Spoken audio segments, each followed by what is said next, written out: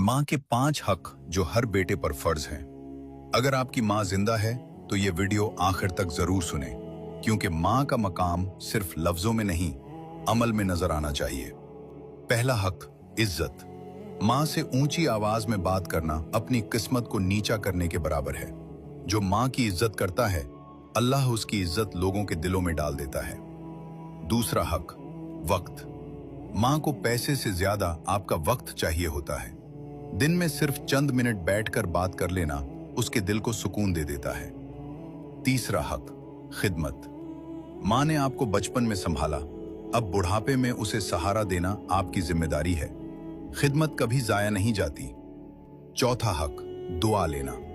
माँ की एक सच्ची दुआ आपकी तकदीर बदल सकती है, और माँ की आह इंसान को कहीं का नहीं छोड़ती। पांचवा हक, सब्र। अगर माँ कभी सख्त बात भी कर दे तो याद रखें, वो आपकी बुराई नहीं, आपकी भलाई चाहती है।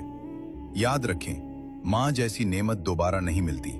जब तक वो साथ है उसकी कदर कर लो।